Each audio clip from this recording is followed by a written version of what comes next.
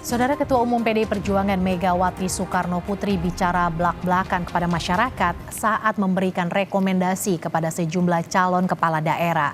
Mega bicara mulai dari PDIP yang ditinggal partai lain di pilkada hingga menyatakan kembali jadi ketua umum partai karena ada orang luar yang mau mengambil alih PDIP.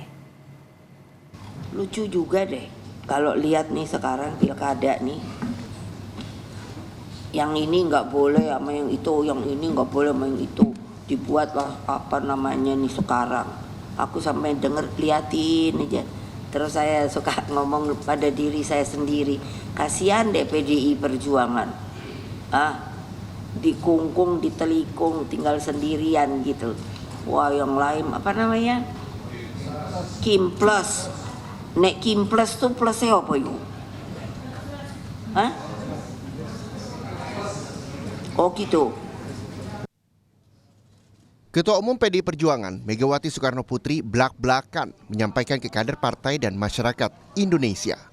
Mega curhat partainya ditelikung hingga ditinggal sendirian saat ini karena tak mau bergabung dengan Koalisi Indonesia Maju Plus di pemilihan gubernur 2024. Yang dimaksud Kim Plus adalah bergabungnya 3 partai politik pengusung Anies Baswedan, Muhaimin Iskandar di pemilihan presiden 2024.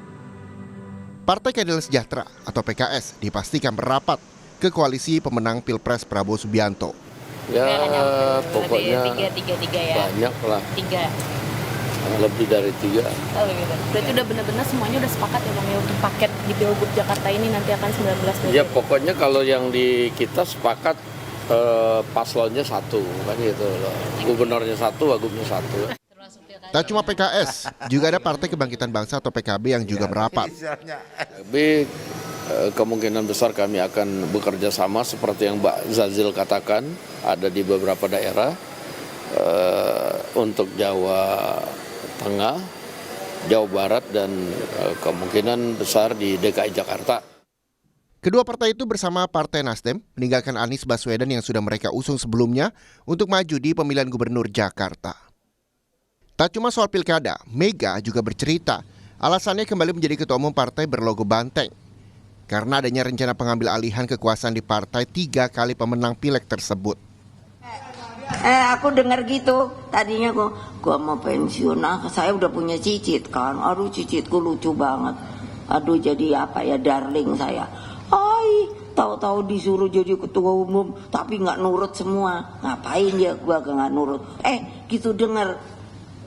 Ini akan diambil nih kayaknya PDI Perjuangan. Saya mau jadi ketua umum lagi.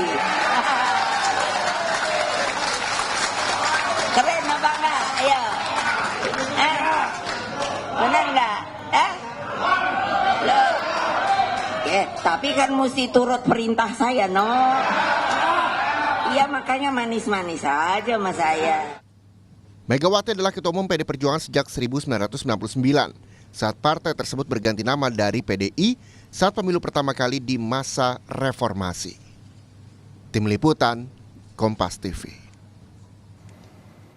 Sekjen PDI Perjuangan Hasto Kristianto menjelaskan pernyataan Megawati Soekarno Putri tentang pihak luar yang ingin mengambil alih partai. Hasto menyatakan kenyataan itu terjadi di Golkar pasca wacana pengambilan alih berembus sejak tahun lalu. Kemudian melihat apa yang terjadi dengan Partai Golkar yang mula-mula juga ada rumor seperti itu.